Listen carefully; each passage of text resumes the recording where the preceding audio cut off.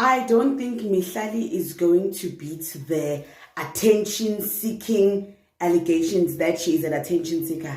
She's not beating those allegations anytime soon, especially after that Instagram story she put up yesterday.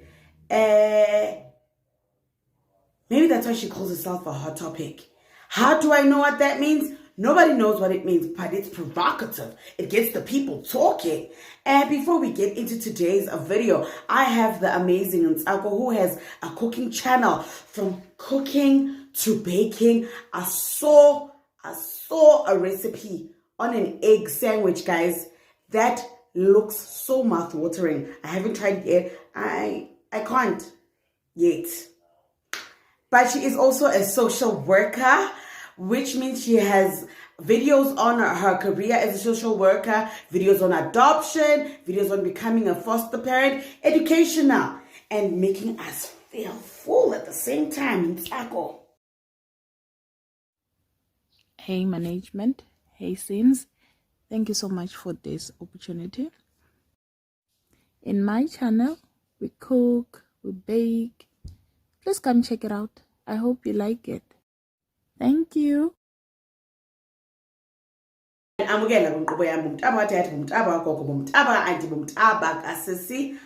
Sims, and it's at the right Sims on Instagram, so please follow your sister. It is 4 a.m. right now, but if you do something you love, it doesn't matter what time it is, okay? So I have to wake up early to record today because I've got a full day and I've got a lot of Makoti things to get done today. So if I don't record now, I will never get to upload. So we have some international news, and we're only bringing this international news because it crosses with our South African news. So yesterday was a very tragic day for America and American rap and American hip hop. They lost one of the Migos members. You know the Migos was bad bougie. They lost Take Off tragically. He was shot, and man, apparently they say it was over a game of dice. Quavo was there. You know, guys, one thing about the internet, we are now so desensitized to death. We are so nonchalant about death. We are so insensitive when it comes to death, because there's a video of Take Off laying there on the ground, and it's roaming around the internet. And I have also seen, like, when it comes to death, even here at home in South Africa, when it comes to death, like, it's just videos and posts and like, we are so desensitized to ukufa nokushona. I don't get it. I will never get it. And dear God, I don't want to get it, because I feel like it's insane to move like that. It's a very weird way to move.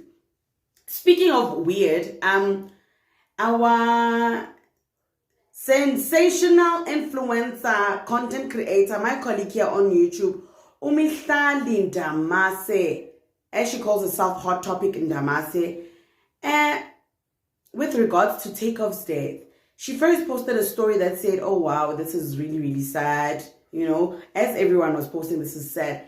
And then her next post got a little weird, because she was like, let me DM Quavo, you know. She DMs Quavo and she says, show me, right when. I'm so sad. And then she takes a screenshot of the DM she sends to Quavo, and she puts it on her Instagram stories, and with the caption, "Ay yimbi." First of all, regardless of the fact that Quavo is going to read that DM or not, timing is everything. Quavo literally just lost his nephew, right? He was there at the scene, and it's coming across a bit insensitive. It's coming across like main character syndrome, guys. I love Mihlali. I like, as an influencer, as my colleague, she kills the game. But I don't know what I'll be sometimes. Sometimes, guys, no. And it's not hate. Because Nyana's a Nina. Nyana's, hey, it's hate. Hey, stop hating. I don't hate. I'm not hating. Just the other day, I made a video about Mihlali calling out brands, and I was like, power to her. But sometimes, guys, when you move funny, we must say you're moving funny right now. Like, kshoniwe, bashonelwe, like, diklong, inkloni. You know? Like, sometimes, guys, some things aren't meant to be like, for vibes. There's nothing vibey about losing. And then we know how South Africans feel about the Migos.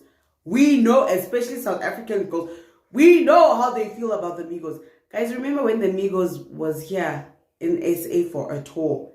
When I tell you the stories that came after the next day.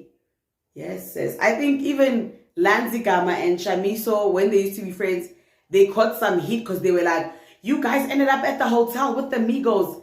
And they had to clear up the story, clear up the rumors. Like, it went on and on and on for years. Like, guys, we did not leave with the Migos. We were at the same club at the same time with the Migos. They were on the other side of the booth. We were on this side of the booth, you know. Faith and Gates was there with them at the parking lot. And people are like, These people are being hlangabezad. Konje yini ukuhlangabeza? They are being met. They are being welcomed by the queen of baddies. When Faith was a baddie, now she's a mom and a wife. You know, like, this is really, really sad. Like, in America, like, rappers dying is like a pandemic on its own. Like, I remember when I was young and Tupac and Biggie, like, were killed. I was like, oh, I thought it was like a once in a lifetime, like, story, because, like, things like that, like, don't happen, you know. So now that I'm older and I'm understanding more, like, every other month or something, an American rapper is killed, and it's like a senseless death.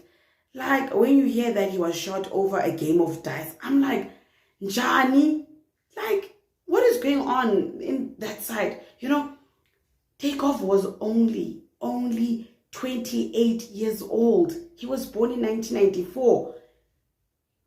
Yikes, man. Like, dying at the peak of your career.